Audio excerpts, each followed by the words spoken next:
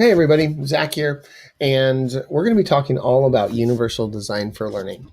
And for this screencast, it's really to give you a background knowledge to build up your understanding of what UDL is so that next week, when we do some designing of universally designed experiences, you'll be able to draw from this background and make awesome stuff. And so let's move to the goal of this screencast. The goal of our time is for you to be able to articulate the foundations of universal design for learning. Think of this like an elevator speech, or like, oh, I'm going to try to sketch out a representation of UDL on the back of a napkin so that I can tell somebody about it. You're going to just get surface level for this screencast so that, again, you can apply this surface level and go deeper and deeper in your design as we go through the course. And so this is a great time to pause. Write down what are your goals for understanding as you go through this screencast. What are the major questions that you'd like to get answered in the screencast? And so this is a great time to pause and do some expert learning yourself. And you don't need to write it. You can draw it. You can do it in however way. Put a voice memo together. I don't really care. Just as long as you think about yourself and what you need in order to understand and access this goal. All right, awesome. So the UDL foundations, here's actually a visual representation of the screencast. What we're trying to do is get the foundational beliefs that UDL is built on into your heads so that you can understand them, see what the design lens is based on, and then once you understand these and see these foundational beliefs as actually part of our human experience, then the work of UDL becomes the designing with the guidelines in mind, using the guidelines to design instructional experiences. So we're going to talk about both, but we're going to start with the beliefs, the foundations of UDL first. And the first foundation that I'd like to talk about is this idea of variability, the idea that humans are not all the same. Diversity is a thing. Go to a sporting good game, go out in public and just look at the faces and the dress and what we drive and what we listen to. We obviously are not all built the exact same way. And rather than see that as a liability or see that as something to work around, UDL says that is awesome. We're going to design something that embraces human variability, that assumes it's in existence, and creates awesome experiences. Here's another representation of the concept of human variability, and as it relates to specifically instructional design. So historically, when we designed instruction, we thought, well, what's the path that most of our learners will be able to access? Think of this as like a bell curve. What's the average learner's path? And so in doing that, right, we said, okay, most people are here. Let's design a singular way to get them from not knowing stuff to knowing stuff.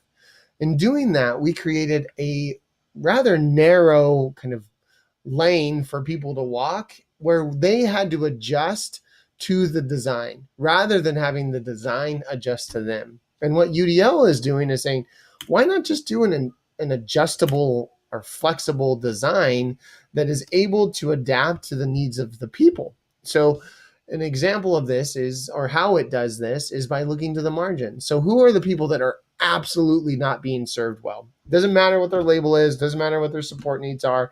It really doesn't. Just who needs extra or more intensive layers of support, who needs a radically different instruction, who needs the visuals, who needs the video, who needs to be able to use their voice in order to show understanding, who needs extension, who needs to see this concept represented in different ways in order to really, really see the impact of it outside of just a symbolic way, right? Who are the ones that need supports? Who are the ones that need challenge? Their needs, right? What they need and what's important for them becomes beneficial for everybody. And so it says, look to the margins and then kind of design your way through that. So that is the idea of variability. The next big idea related to UDL is the idea of context. And the idea of context is that the situations and environments a student is placed in matter just as much as the skills they come with. Here's what this means, right? If you put me in a place where success or failure is dependent on my ability to drive a 70-foot bus, I'm probably going to be the one that needs supports, right? If you put me in the place where I have to know what all of these symbols mean and be able to apply these symbols to the world, then I'm probably going to be the one that needs supports. Whereas, like, I actually feel pretty good about being thrown into an environment where I have to survive or go on a hike. Like, I probably wouldn't need supports there. I wouldn't need supports if I had to read a book, right? Depending on the reading level or the Lexile level to a group of students, right? Playing video games. I do need supports for that. I am not awesome at playing video games. So you get the picture.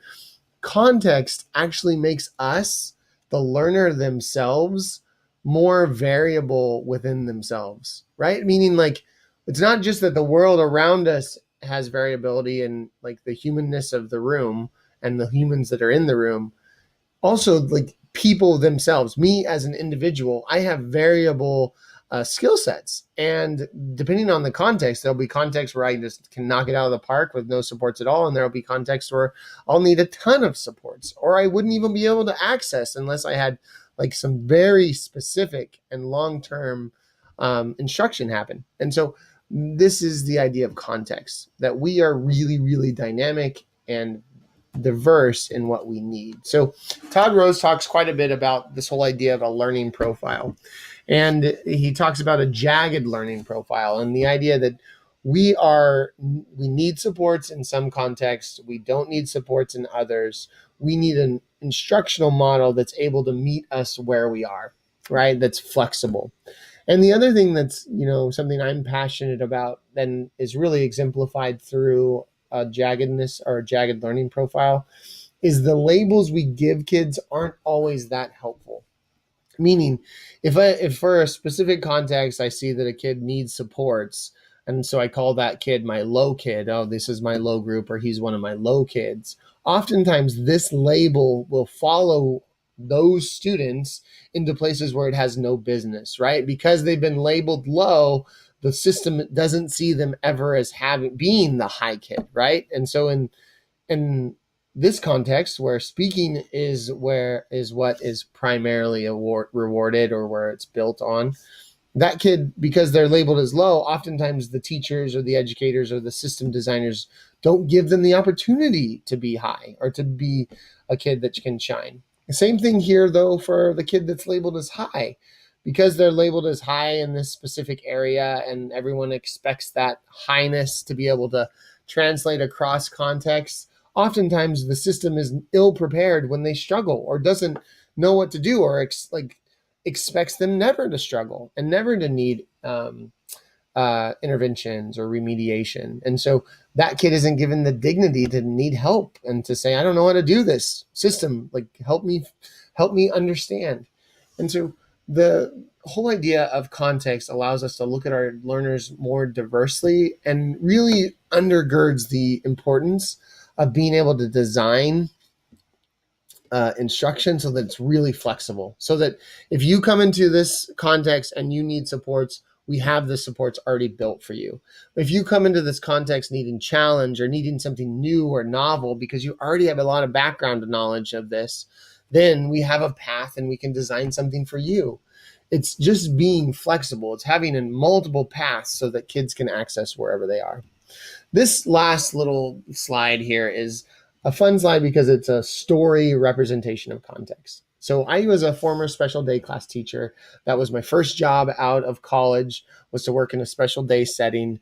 I tried to build as many inclusive experiences as I possibly could as a teacher and actually push the needle quite a bit with the percentage of time kids spent in inclusive context. But the full disclosure, it was a self-contained setting. And so in this class, though, I was one of the first teachers to be given iPads. And so we built lessons that were dependent and had a lot of technology interwoven within them so that the students I served in this class got really good at using the technology. They could do Edmodo, they could post videos, they could post text, they could use their voice, and their voice would type for them. They could respond to each other both in a voice tag or in a typed out response. It was great. I was so proud of this class with all my classes as they started to adapt and develop skills around technology. Well, sometimes we'd have kids that would come in from other classes, from general education classes, and they would need to, have a cool off space, or the teacher would just need them to come into my class. And rather than push them to the outside tables, we always brought them right into where the learning was happening. And we'd hand them iPads, or there'd be iPads in the supply table. And the students that needed the remediation, that needed the interventions, were not the students on IEPs. The students that needed the interventions were the students coming from general education. Because in my context, you really needed to have tech skills in order to be successful. And because the students that were in my context had developed the tech skills, they actually became the coaches to kids coming from general education, where certain students, it was awesome. You'd get a kid on their communication device trying to coach this kid on how to use Edmodo. So that's how powerful context can be. It literally removed the disabling factor from the environment because of the kids that had the disability were the ones that were providing the support. And the kids who were disabled in that context were the ones that didn't know how to use the technology. And so that's the idea of context. So the last foundational piece is we need clear goals and loose means, meaning I need to be really, really clear on what I'm trying to teach my students, and then be equally open with how they meet my clear expectations. So I need to know what it is I'm teaching really deeply, so that then I know, more importantly, what I can be tight-fisted with and what I can be open with in terms of how kids show what they know or how kids learn the content. So allow for options and opportunities that still connect to that singular content.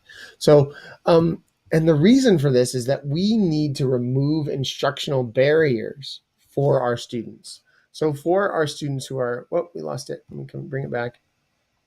For students that are struggling, we need to be able to think about what they need. Let me pause. All right, I'm back. Fixed it. So the big idea of UDL is by having clear goals with loose means, that allows us, so if there was only one way to get to China, right? And we said everybody has to go to China from a port over here in South America. Well, that's fine for the person from South America, but the person in Canada is going to have a real hard time with that, right? Because there's all sorts of barriers that are in front of them, preventing them from getting down to South America to then load on board to the ship and make it to China. And so think of that now instructionally. What are the engagement barriers that prevent kids from being able to access the learning? We have strategies now that can remove those barriers. What are the representation barriers that prevent kids from understanding a concept, from getting to know it really deeply and understanding the important language connected to it? We now have skills, or we have strategies that can remove those barriers if we design towards them. And then think about barriers related to action expression. So the kid understands, they're interested, but the way that we're currently asking them to show what they know is a way that doesn't work for them. And so all that knowledge that they have becomes locked away so that we can't see it. And so by providing clear goals, but having loose means for kids to show their understanding or to access those goals, we are going to remove barriers. And this whole process, I really like this quote by Franklin D. Roosevelt: "A smooth sea never made a skillful sailor." The big idea here is our classrooms are super diverse. Our student populations are super diverse, both as we look at their faces and where they come from and what they need in terms of culture and preference and perspective and worldview, but also within themselves in terms of their skill sets, depending on the different contexts they're in. And so what this means is the more you get used to thinking and trying to find and get access to learners that push you, the better you become as an educator. Whereas before, those learners were a liability because they just didn't fall within the design. The design wasn't made for them. Now that it is, and it is flexible, we want those learners in the environment because they make us better. They become the challenge, right? The waves for us to navigate. And then over time, as we learn how to navigate those waves, we get really much faster at our design. We get much more creative with our design. We understand our content much deeper and with more clarity because we've had to teach just a really diverse population of students what it is and how to access it. And so this whole idea of UDL is over time, you become really, really good at your job because you embrace the variability of your classroom. And that variability is constantly going to be pressure testing you to try to find and push you into new ways to design. And so UDL is always an iterative process. It's always getting better. You're always reflecting and trying to improve on your instructional design, which then leads me to the 3 principles of UDL. And I've already kind of alluded to those a bit as I've been talking. Oh, it's happened again. Let me pause it and fix it. And we're back. I don't know why it keeps doing that. Anyway, our UDL principles are: we design multiple ways to get kids engaged. We design multiple ways to represent information, and we design multiple ways for students to show their understanding and to use tools and strategies to show what they've learned within our learning environments. And that leads us to the UDL guidelines themselves. So these were the principles, and now we're going to look at the guideline template. I'm going to go to full screen for this. So I'm sorry about the font. I don't know why it keeps doing that, but let's jump over to this one. So these are the UDL guidelines, and this is clickable. So if you want to access it and download them for print, these are really helpful to have out. But full disclosure, they can be kind of confusing. So let me work out how these are designed. So the UDL principles, first and foremost, are a great place to start when you're thinking about your instructional design. Just think like, okay, are there different ways kids are going to engage with this? Are there different ways that this big idea has been represented? Are there different ways and options that we're giving kids to show what they know? Like, those questions are very, very simple, and they can be applied to whatever style of teaching that you possibly do. And if you start there and just start doing that over time, you're going to start making connections to UDL. Guarantee it. So that's a great starting place. But within these, well, what does that mean to provide multiple means of engagement or representation and action expression? These guidelines here allow you to go deeper within each of the principles. So these are all strategies or big ideas around how to recruit interest, how to sustain effort, how to move learners to be internally motivated and self-regulate. How do you represent concepts in ways that give options for perception, options for language and symbols, options for comprehension? How do you provide options for physical action, expression and communication, and then executive functioning? All of those big ideas are called the UDL guidelines, and those help create clarity and go deeper into the big principles of UDL. The last piece, and these are ones that you just be patient with yourself with and let yourself build skills with over time. But the last piece is what's called the checkpoints. And so these allow you to go even deeper within engagement and go, well, how do you recruit interest? You do it by optimizing choice and autonomy. You do it by optimizing relevance, value, and authenticity of the learning. And you do it by minimizing threats and distractions. That's how you recruit interest. And so you can tell, you have to spend time with this, just trying stuff, working and building instruction over time, where you start thinking more deeply about engagement, thinking more deeply about representation, thinking more deeply about action expression. The analogy that we use quite a bit when we're talking about UDL is it's the idea of a set of sunglasses. I have sunglasses that I wear, and then when I look through those glasses, it paints my view of the world a specific shade of whatever the lenses are. UDL is the same way. So I apply my UDL lenses when I'm doing direct instruction. I apply my UDL lens to a 5E lesson. I apply my UDL lens to a project-based learning experience. I apply my UDL lens to my anchor charts or to my tests or my common formative assessments. So it becomes the lens that you look through. The other thing that I want to key you in as it relates to the UDL guidelines is this idea of looking at them horizontally. So here, the top bar of UDL is all around access. They call it the welcome mat for the UDL guidelines. So these are things that you can do to hook students, get them interested or be great starting places when looking at UDL. Then you have the middle row within the UDL guidelines. Then that's all around like how do you build where you move from the environment and extrinsic motivation to more intrinsic motivation, where you start to connect the students to working in collaboration, where you're starting to unpack the language related to representation, where you're starting to give kids graduated levels of release, and where you are giving them tools and strategies to start showing what they know beyond just choices, but the actual choices and tools and strategies. And then the last rung, the last row of UDL is this internalized row, which is all around providing options for self-regulation, comprehension, and executive functioning. Now we're trying to get learners to be internally motivated. Remember, the top was to be extrinsically. Now we're starting to move more towards intrinsic. Now we're in the full-blown intrinsic motivation phase where we're trying to get our learners to just take charge of their learning. And then ultimately, the goal of UDL, as we talked about last week, is for learners to be experts in learning itself, where they are purposeful and motivated, resourceful and knowledgeable, and strategic and goal-directed. And so those are the big ideas related to the UDL principles.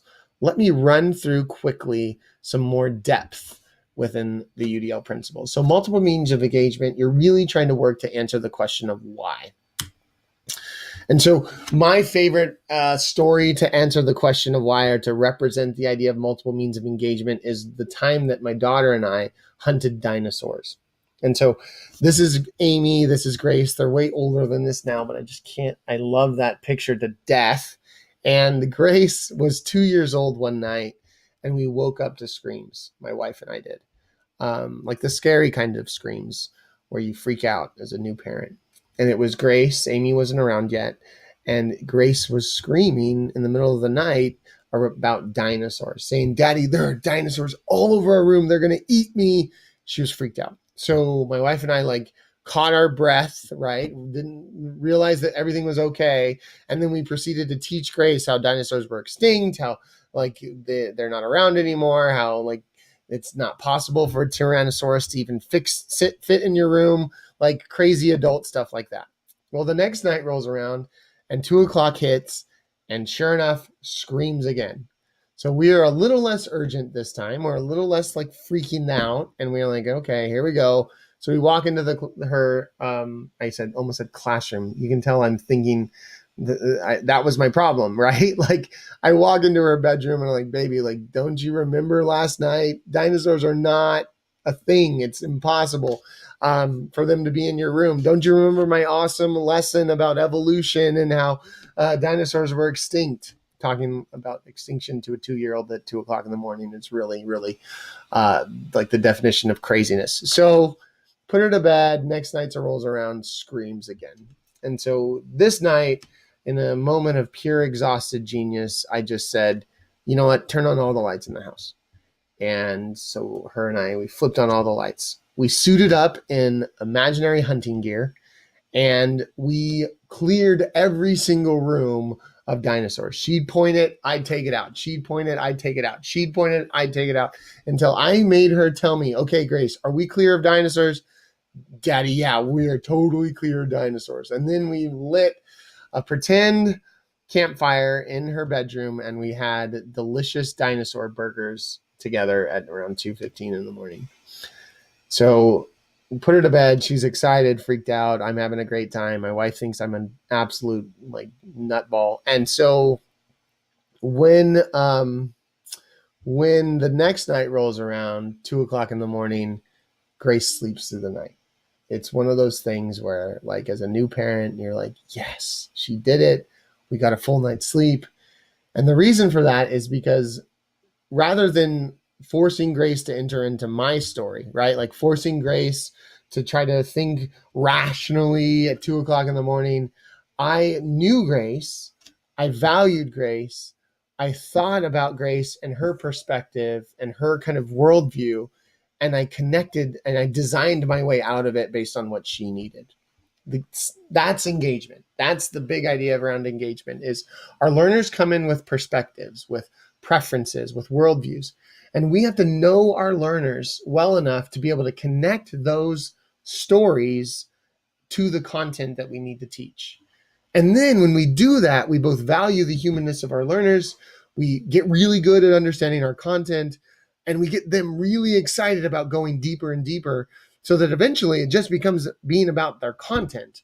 And because they've seen it in the painted picture of their story.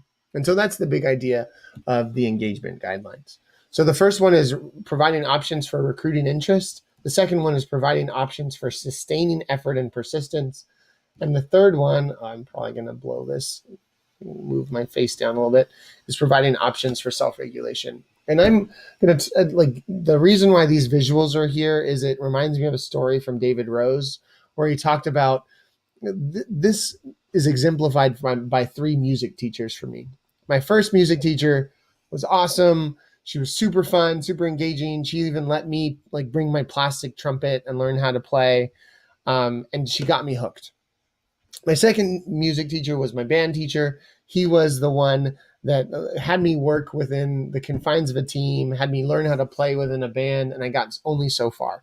But I learned a ton of stuff about playing trumpet, and I really enjoyed it.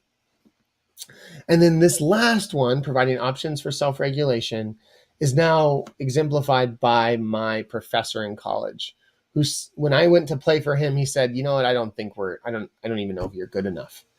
And so I realized I want to play trumpet. I want to play for this specific professor. And so the professor gave me 2 weeks to practice one singular piece. And then at the end of that practice, and then at the end of that 2 weeks, he heard me play and he said I was barely good enough and he let me on. Well, I was so internally motivated and I was so stoked because I knew that playing for this professor is what will move me forward, that it didn't matter that it was tough to get in. It didn't matter that he wasn't overly excited. It just was, I was thrilled because it meant that I would get better at playing the trumpet. That story has stood out for me. That is for sure not my story. That's David Rose talking about how the progression, and it's been really helpful for me in memorizing then providing options for recruiting interest, providing options for sustaining effort, and providing options for self-regulation. Thank you, David Rose. I'm so glad that you learned how to play the trumpet. The next big idea related to UDL is multiple means of representation. We're trying to answer the question of what is this concept that we're trying to teach? What is this big idea? What is the language related to this? And really thinking about your senses, how can I represent a concept in as many ways as possible? How can I make it a story? How can I show it through the lens of technology? How can I make kids hear about it, taste it even if they can, see it, touch it, smell it? In as many ways as I can, how do I make a concept clear to students? This is why we love analogies. This is why we love stories. This is why we love visuals.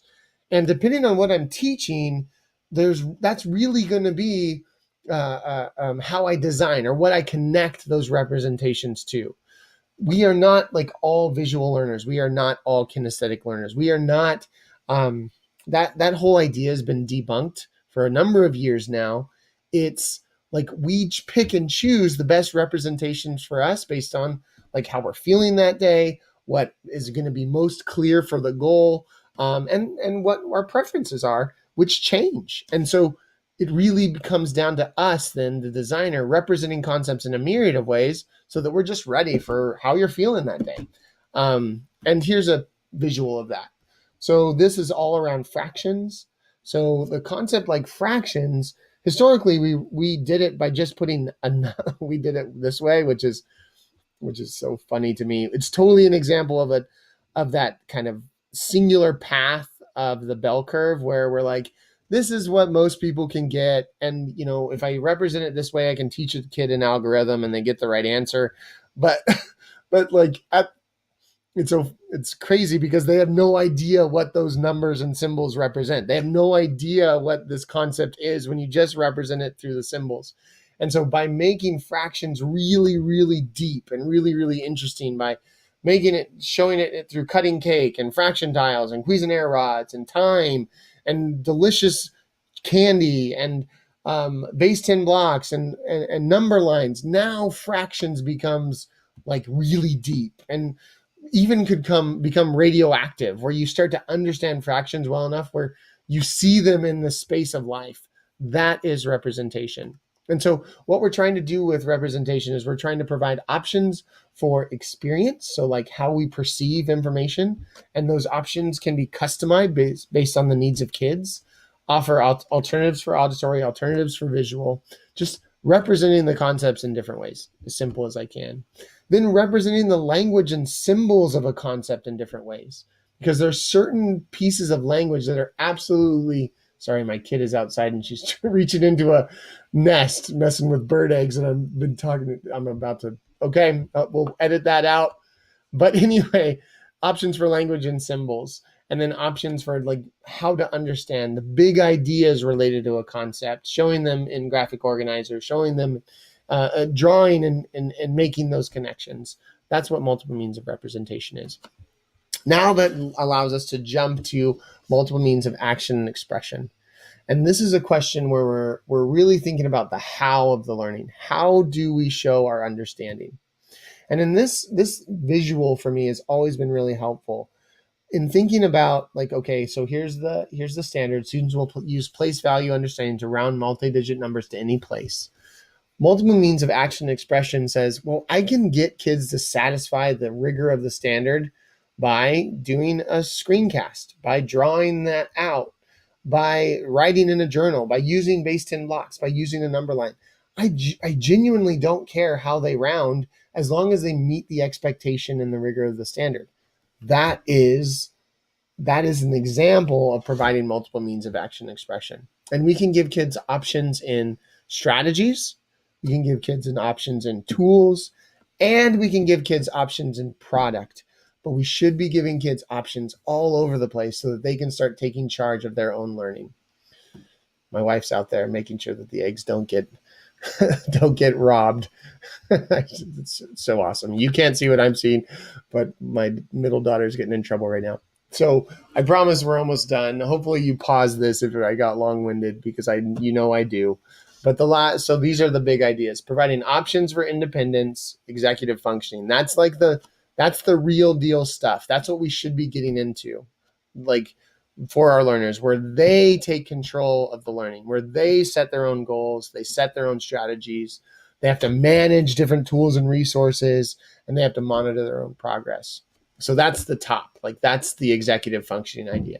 And then moving to the next rung is providing options for communication. How do we give kids tools to communicate what they've learned? How do we get them used to, right, building and showing their understanding so that it meets our non-negotiables? And then this last one is like, how do we just give them options in terms of action? How do we let them connect on broad ways to tools and assistive technologies? We'll go deeper into this. We're going to stay pretty surfacey right now. Next week, we'll go deeper. So that is our screencast today. The goal of our screencast was for you to be able to articulate the foundations of universal design for learning. And so it'd be great for you to think through that, even post to our discussion board if any of this stuff sparked things within you. And I'll just leave you with this: a smooth